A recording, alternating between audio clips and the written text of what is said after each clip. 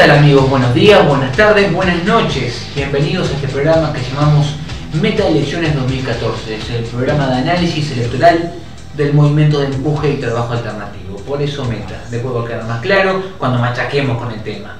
En este humilde programa, pero es un esfuerzo enorme, hecho totalmente a huevo, con un estudio a huevo, con cámaras a huevo, con software a huevo, como a nosotros nos gusta, vamos a intentar dar una visión alternativa del panorama electoral como se está presentando. Para eso estamos acompañados con mis dos amigos, voy a presentárselos de a uno.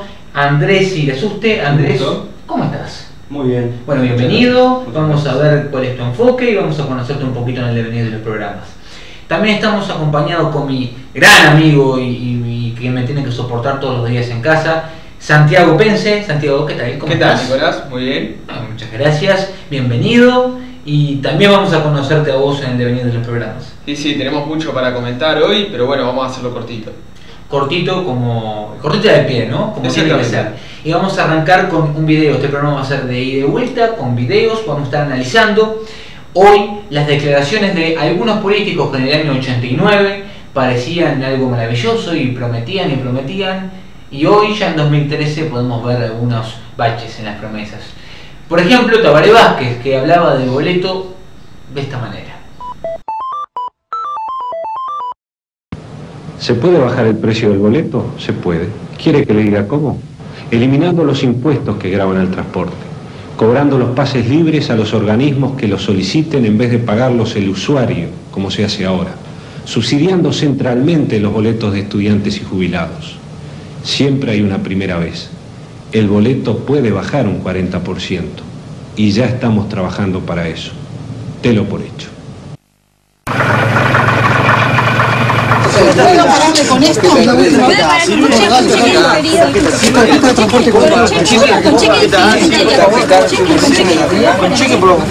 en estos 5 años de Intendencia Colorada, el boleto aumentó un 1100% y el servicio ha empeorado. Con el Frente Amplio en la Intendencia, 40% de rebaja en el precio del boleto. Delo por hecho. Tabaré Vázquez, Intendente. Delo por hecho. Bueno, estas son las palabras de Tabaré Vázquez en el año 89. Muy poca gente resiste el archivo y seguramente una de esas personas no es Tabaré Vázquez. Allí nos prometía una rebaja de boleto del 40% y por poco se desgarraba la vestidura, se golpeaba el pecho, hacía como la gran Tarzán, ¿no? Preocupadísimo por el precio del boleto de aquel momento, y hoy la realidad, por supuesto, es otra. Recuerden que esa misma persona que nos decía eso ahora es el gran candidato a la presidencia, ¿no? Da para pensar. ¿Qué habrá pasado con la promesa de Tabaré Vázquez? ¿Habrá bajado el boleto un 40%? ¿Qué tenés para decirnos, Santiago? Y bueno, principalmente lo que se ha visto es que el boleto desde aquel momento lo único que ha hecho ha sido subir, y cuando lo han bajado nada más que 50 centésimos o máximo un peso en alguna época, pero ya ni tenemos ni moneda de 50 centésimos, y a pesar de que se dice que ha sido por el aumento de los combustibles, los últimos aumentos principalmente han sido notorios, a pesar de todos los acuerdos con Venezuela y todo lo que han hecho. Siguen diciendo que es por los combustibles. Y tenemos una persona como Salgado, ¿no? Inyectando dinero en las campañas electorales. Es un caso el de CUCSA. CUCSA es una sociedad anónima, tiene ciertas ventajas fiscales, es decir, paga menos impuestos que las cooperativas, y como todos son quienes, en acuerdo con la Intendencia, más o menos fijan las tarifas, los boletos. Entonces, CUCSA, si paga menos impuestos, se da el lujo de construir shopping, como el nuevo shopping extraño, ¿no? Tiene dividendos como para construir shopping, pero el boleto está a 21 pesos, el boleto obrero, el que utilizamos todos para dirigirnos a trabajar, a estudiar, el que utiliza el más humilde de los trabajadores para ir a donde tiene que trabajar, a 21 pesos, lo que está costando $1. Es demasiado, ¿no? Aunque yo tengo una pregunta para hacerle. Hablábamos de Salgado poniendo dinero en las campañas electorales. ¿Tú no opinás que hay una relación entre eso y la ausencia absoluta en todas las campañas electorales del discurso del metro? El metro, nadie habla de un metro, con una ciudad como Montevideo, ¿no? que parece que es urgente la existencia de un metro. ¿Qué pasa ahí? Bueno, es muy difícil realmente pensar en una infraestructura de esa naturaleza siendo que tenemos los combustibles, por ejemplo, más caros de este continente, más caros y de peor calidad. Porque el de Venezuela es un combustible con mucho azufre, ¿no? Muy saturado, que sí, tuvimos que cambiar toda la refinería para, inclusive, la verdad que es increíble, ¿no? Sí, estábamos manejando el combustible de peor calidad, o prácticamente de peor calidad del continente. Recientemente se creó esa refinería para quitar la saturación de azufre, pero bueno, el combustible es de los menos competitivos de la región en cuanto a precios, ¿verdad? Y es muy difícil porque el destino de esos capitales, de esos financistas de los que vos hablabas, se destinan a esta democracia partidocrática, ¿verdad? Y no a otra cosa. Que parece que no tiene una finalidad real en la gente, ¿no? Parece que la política es para la gente, ¿no? Está dirigida a la gente, si no, no tiene sentido real. Algunas cifras. Decía Tabaré Vázquez en el video que podemos ver que la Intendencia Colorada, la pasada, la anterior a la que había ganado Tabaré Vázquez en el año 90, la que iba a ganar en ese momento, había subido un boleto un 1100%. El precio del boleto en ese momento estaba a 4 pesos. Las cifras están interesantes porque, por ejemplo, en el 2008 el Frente Amplio ya estaba en el gobierno. El boleto salía 14 pesos ya. Pasó de 4 pesos a 14. O sea que subió más de un 300%. Recuerden que el Frente Amplio gobierna la capital y, por supuesto, el precio del boleto desde el año 90. Y sin interrupciones hasta el 2013. Van a terminar allá por el 15. Una suba de un 300%. Y miren que otro tema importante. Desde el 2008 pasa de los 14 que estábamos mencionando a los 21 actuales, teniendo 2 subas consecutivas en un año. En el 2013 subió 2 veces, siendo que hubieron declaraciones de que iba a subir una vez al año. Pero las declaraciones son alarmantes, ¿verdad? Subir el boleto una vez al año como si fuera un decretazo es algo increíble. Quien hacía esas declaraciones era Ricardo Prato, el secretario general de la Intendencia Municipal de Montevideo, y ni siquiera las pudo cumplir porque, así de alarmante como suene, no solamente lo subieron una vez al año, sino que 2 veces al año, lo que va subiendo hasta ahora. Quedan unos días de diciembre, capaz que meten un aumentazo más.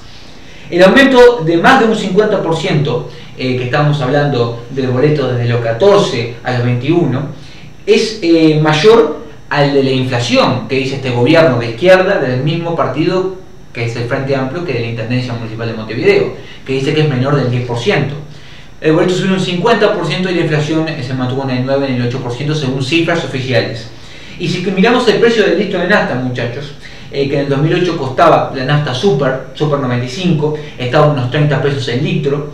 En el 2013 está costando 40 pesos, vale decir que el aumento es de un orden de un 30%. Vemos cómo el boleto aumenta mucho más que el precio de la nafta, mucho más que la inflación. Quiere decir que hay algo que tiene que ver con la gestión del Frente Amplio al frente de la Intendencia Municipal de Montevideo, lo cual explicaría, sin lugar a dudas, los caos que estamos viendo, por ejemplo, en el tema de basurales. Y siendo ese un tema crucial, Tabaré Vázquez también opinaba en el año 89 al respecto, y opinaba así. ¿Se acuerda de hace 5 años? ¿Qué le dijeron de la limpieza? Hoy las promesas son desagües tapados, aguas contaminadas, basurales en la esquina de su casa o en su propia puerta. Esto no se arregla con promesas, se arregla teniendo las manos limpias y la voluntad de hacerlo. Los que le prometieron y no cumplieron perdieron la oportunidad. Ahora nos toca a nosotros y ya estamos trabajando para eso. Delo por hecho. Bueno, increíble, ¿no? Los que prometieron y no cumplieron perdieron su oportunidad. Mostraba un montón de basurales el video, y qué te iba a decir, me causaba risa, ¿no? Verlo, porque ahora tenemos basurales en cada container, en cada esquina, en la puerta de cada vecino, ¿verdad? En eso han igualado muy bien, ellos que les gusta lo igualitario, han llevado los basurales de forma igualitaria a todos los barrios, no importando si son de ricos o de pobres, si es La Teja o el Carrasco, está lleno de basurales iguales. En eso han sido muy prolijos. evidentemente no han cumplido. Y los que prometieron no cumplieron, perdieron su oportunidad, según Tabaré Vázquez. Yo lo evaluaría a la hora de votarlo a la presidencia. Un tema que es emergente es el del saneamiento, ¿verdad? Que comienzan las grandes obras de saneamiento como promesa del Frente Amplio en la campaña del 89 para la intendencia, que iban a ganar el 90 con Tabaré Vázquez a la cabeza. Tú comentabas, Andrés, que había un tema con el saneamiento que quedaba inconcluso, ¿no? Bueno, sí, gran parte de Montevideo, no conocemos exactamente el porcentaje, pero una gran parte no posee saneamiento. Presumimos que se trata de las zonas hacia la periferia, ¿verdad? Las obras comenzaron en los años 90, llevamos más de 2 décadas de administración progresista, ¿y qué ha sucedido? Obras inconclusas, ¿no? Algo tan fundamental como es el saneamiento, ¿no? Que es un derecho básico previsto por la Constitución. Y bueno, en cuanto a los basurales, realmente la experiencia de caminar por Montevideo es algo deprimente, ¿no? La relación del individuo y su entorno es totalmente down, en el caso del ciudadano montevideano. Te bajonea, ¿no? Te bajonea. Parece que estuvieras transitando un sitio de guerra, ¿no? Bache o la luna, yo que sé, con los búnkeres y con basura, ¿no? Es algo estudiado, la relación entre la urbanidad y el individuo que la habita, es decir, una estética como esta y estas condiciones sanitarias que vemos cotidianamente, realmente es un ingrediente interesante en el tema del factor depresión, ¿no? Este es un país con una tasa altísima de suicidio, ¿verdad? Salir a la ciudad no es estimulante. No es estimulante. Este país no es estimulante. Y hay una cuestión ahí que tú mencionas y que es muy buena, y la cuestión de los derechos humanos, ¿no? Porque cómo se están contemplando los derechos humanos de los ciudadanos en un contexto sanitario de una precariedad enorme por el tema de la basura y los basurales, y con esta gente que promete y no cumple, ¿no? Y bueno, y acá lo vemos clarísimo, porque la salud generalmente se entiende como la educación acá en el Uruguay de esta época. Bueno, hace falta educación, ¿qué hay que hacer? Bueno, hay que meter más escuelas. Esto es medio parecido. Bueno, hace falta salud, ¿qué vamos a hacer? Vamos a ponerle la pata arriba a todas las mutualistas, vamos a ponerla a salud pública, vamos a ver cómo refaccionamos algunos hospitales. Y en realidad, la salud también es un derecho humano, pero es un derecho humano que no pasa por simplemente tener hospitales. Pasa también por el tema de que el saneamiento y lo preventivo también es parte de la salud. Y esto es muy importante si vos lo ves desde el punto de vista de los derechos humanos. El derecho a la salud tiene que pasar por este tipo de cosas. Y la izquierda, en el sentido socialdemócrata, que lo ve como esos detalles que hacen a la vida del ciudadano, como hablábamos de cómo uno percibe Montevideo, la ausencia de saneamiento, cada vez en zonas más periféricas, se reduce simplemente a que ponen los caños principales.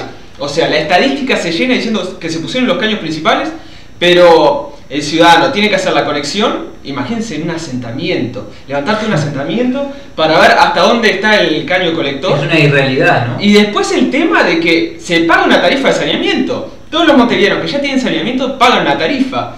¿Cómo se maneja eso con la gente más pobre? Y bueno, son grandes faltas que tiene Montevideo, pero para llenar el ojo se dice que el saneamiento está hecho. Y es un gran proyecto inconcluso. Un proyecto que se inicia en el año 90, con el 80% de financiamiento de las obras que van del 90 al 95 por parte del gobierno nacional, que era del Partido Nacional, y que se continúa aún hoy, 23 años después, y está inconcluso. Una ciudad pequeñísima, de 1 millón y poco de habitantes.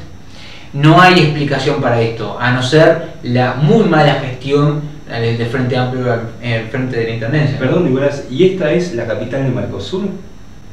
Bueno, la capital de Mercosur.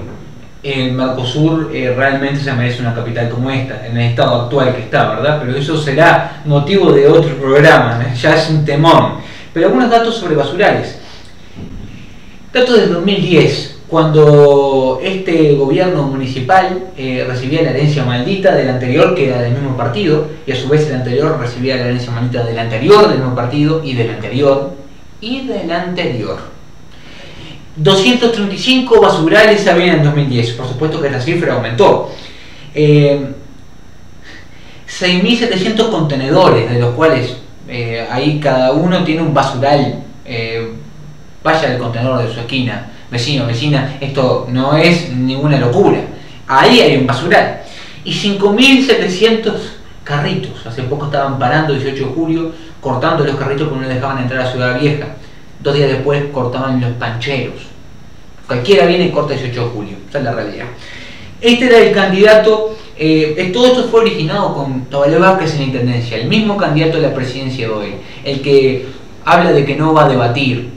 Ese hombre cobarde, ¿verdad? Porque si tiene algún problema con debatir es por cobardía. Vamos a hablar las cosas como son. Ese cobarde que hoy dice que quiere el empleo de presidencia de la República y ya fracasó en su empleo en la intendencia. Él dijo: yo ya fui intendente y presidente, por lo tanto no debatiré.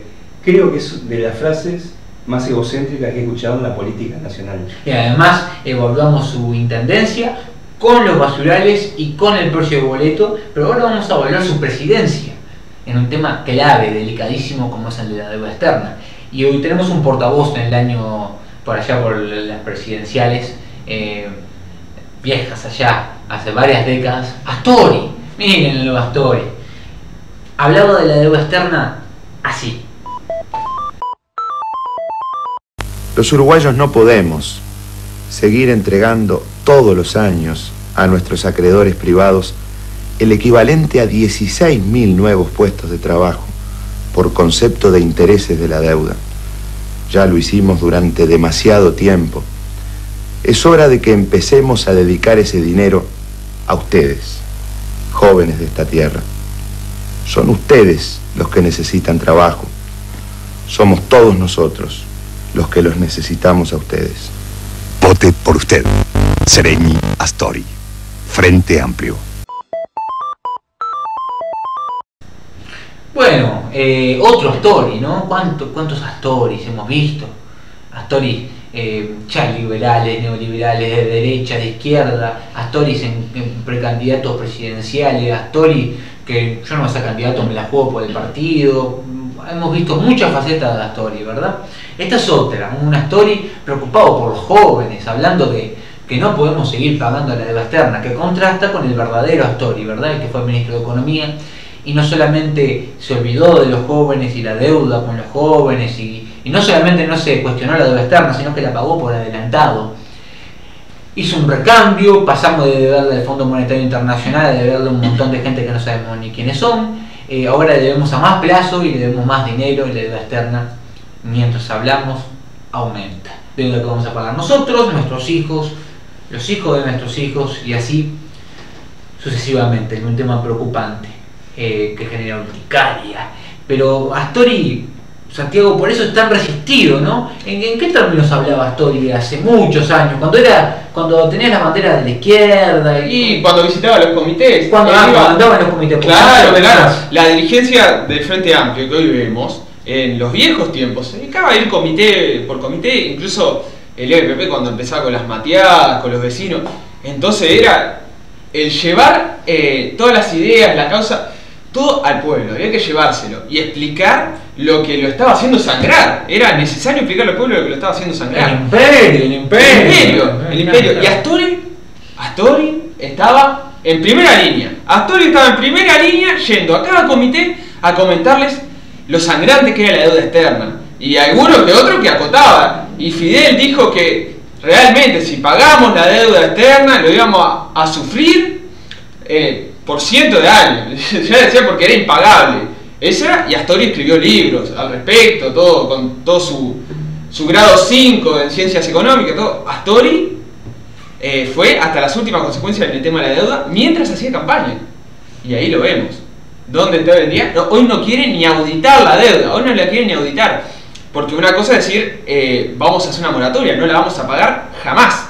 Pero Astori decidió agarrar y decir, ni siquiera auditarla. Y ahí vemos un tema, Nico, muy claro. ¿Qué fue lo que hizo Astori? Las pagó por adelantado, a Satanás, el Fondo Monetario Internacional, Mr. Danger, todo. Yo no sé cómo esto lo puede procesar, interpretar una cabeza esquiavista promedio, porque realmente hasta llego a dudar de que tengan eso que se llama cabeza para usarla en un esfuerzo intelectual, ¿verdad? Pero este señor está tan considerado como un hombre intelectual. Yo siempre digo que el intelecto tiene que estar manifestado en hechos concretos. ¿De qué me sirve una eminencia que habla y habla y habla en tecnicismos cuando es la hora de actuar en deuda a este pueblo y a los hijos de este pueblo ante las potencias, ante los Soros, ante los Rockefeller, ante el imperio? ¿De qué nos sirve que pueda peinarse para el costado y hacer grandes disertaciones tan moderadas y defender a gente como Bengoa y la gente de Pluna, todos estos corruptos? ¿De qué nos sirve una democracia llena de estos leguleyos, de estos sofistas, verdad? Bueno, en el caso concreto de Astori, yo no sé qué es lo que le ocurrió. Se volvió neoliberal, se transformó en un Chicago Boy. Chicago Boy se le llama despectivamente a los discípulos de la doctrina que salió de la Universidad de Chicago, el neoliberalismo, ¿verdad? O siempre lo fue, se volvió un pragmático, un oportunista. No está claro, en realidad sí está claro, pero no sabemos cuál fue antes el verdadero Astori, ¿verdad? Y bueno, el tema de la deuda externa sabemos que es impagable, sabemos que es un gran hándicap para poder emprender la matriz de desarrollo productiva que realmente necesita cualquier país del tercer mundo, porque eso somos nosotros, un país rezagado en la periferia del mundo, ¿verdad? Mientras continuemos con esta política tenemos muy poco margen para poder hacer cosas, ¿no? Lo importante para entender es que el Estado existe porque tiene una deuda. Claro, contigo la deuda. Si no, ¿para qué queremos un Estado? La pregunta es, ¿para qué quiero yo un Estado? Si no es porque me debe. Yo soy el que le paga. El Estado tiene una deuda contigo. Pero ahora resulta que vos, a través del Estado, tenés una deuda con alguien más. En lo que diría el economista José Antonio Roca, en una entrevista con la 36, de la radio de la Asamblea Popular, del 26 de marzo, cada familia, atención, por favor, cada familia uruguaya debe $28.000 de deuda externa y deberá pagar $1.600 de intereses. Esto es al día de hoy. Recuerda, los intereses se van acumulando y la deuda va creciendo porque la impericia de nuestros gobernantes no cesa. Los préstamos no van a parar. O sea que los montos que estamos debiendo, esos $28.000 que cada familia uruguaya, rica o pobre, tiene que pagar en concepto de deuda externa por los siglos de los siglos, va a aumentar. Y los intereses, minuto a minuto, aumentan para que estos usureros luego se sienten a pactar cosas como los planes de marihuana legal de Soros y Rockefeller, ¿verdad? Me pregunto si ese es el país que queremos, ¿no? Un país endeudado, de rodillas ante el imperio, totalmente a espaldas del pueblo que lo hizo crecer, lo hizo nacer. Nicolás, la gente comúnmente dice, ¿a dónde va la plata que yo pago con mis impuestos? Bueno, acá está la respuesta. No en vano, este es un tema que no está tematizado en prácticamente ninguno de los grandes medios de este país. ¿Quién habla de la deuda externa? No habla nadie, ¿no? Y gran parte de esta deuda se contrajo en dictadura. Es decir, Astori paga por adelantado gran parte del bagaje de deuda que se contrajo durante el gobierno de facto. Deuda legítima. ¿Se puede declarar legítima? ¿Qué podemos hacer con eso? Han habido casos en Latinoamérica, por ejemplo, el caso clarísimo, por ejemplo, de Haití. Haití fue un país que gran parte de su deuda se le declaró ilegítima porque tuvo dictadores. O por ejemplo el caso de Ecuador. Ecuador en muchos casos logró auditar la deuda, es decir, se congelaron los pagos, por cierto tiempo se ha dejado de pagar la deuda y mientras se está analizando a quién se le debe y por qué. ¿Por qué? Porque en muchos casos, y en el caso incluso de Argentina, la República Argentina, tiene una deuda externa que tampoco saben de quién es. Simplemente llegan las facturas del extranjero y dicen, usted debe desde hace 30 años este dinero. O se acuerda por promedios, inclusive se acuerda por promedios. Deuda de promedios. Es una vergüenza, es una vergüenza. Nadie lleva apuntado de lo que realmente se le debe a quién. Entonces, eso es auditar la deuda externa. Auditar la deuda externa es básicamente ver, analizar claramente a quién se le debe y por qué, y que los otros del otro lado demuestren que nosotros les debemos. Es decir, los otros tienen que tener el papel de cuando nos prestaron la plata, que en muchos casos ni los tienen, es simplemente palabras. Ah, ¿te acordás que vos me debías? Sí, claro. Y es como que nuestros gobernantes, realmente, de rodillas, simplemente le dan el dinero. Dinero que sale de nuestros impuestos. Esa es la realidad. Y acá estamos configurando la nueva herencia maldita. La nueva herencia... Porque si hubo algo, muy bien lo mencionó Andrés, el caso de la herencia maldita, hay una herencia maldita que es la de la dictadura, que fue la deuda externa que creció. Pero el Frente Amplio, en estos últimos años, ha hecho crecer la deuda tanto como la dictadura. Y esta va a ser la segunda herencia maldita que le vamos a dejar a nuestros hijos. Hay economistas que dicen que aún más que la dictadura. ¿Una reflexión final, Andrés? Hace poco, nuestro presidente se reunió con Rockefeller y también Soros, que es el séptimo financista más importante del mundo. Entre los dos, importante, disculpame que te interrumpa, entre los dos tienen el 50% del PBI anual uruguayo. Todo lo que producimos nosotros, ellos dos, la mitad.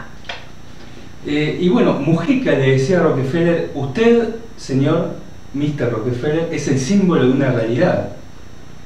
Es increíble, en este mundo unipolar, post-Guerra Fría, un ex luchador social, entre comillas, habría que ver, le dice a uno de los principales financistas y magnates del capitalismo mundial eso.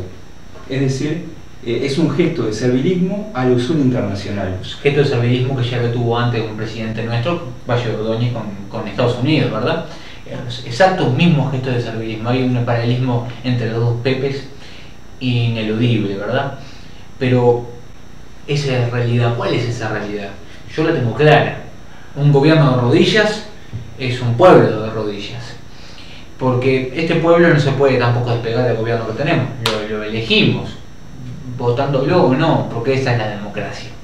La pregunta que tenemos que hacerlo es si estamos dispuestos a repetir nuevamente las experiencias con estas personas que en su propia opinión, los que prometieron y no cumplieron, perdieron su oportunidad. Yo creo que Tabaré Vázquez perdió su oportunidad. Ya no tiene más oportunidades de endeudarnos más. Ya no tiene más oportunidades de prometernos que va a aliviarnos del tema de los basurales, o que va a bajar el boleto, o que se va a ocupar de nosotros. Ya prometió, no cumplió, perdió su oportunidad. Pero hasta que eso no suceda, y mientras las elecciones y el proceso electoral siga, nosotros vamos a seguir analizando la realidad desde un enfoque, una perspectiva alternativa, con Andrés, con Santiago, con ustedes, y para eso los esperamos en la próxima emisión de Meta Elecciones 2014 por este canal. Chao.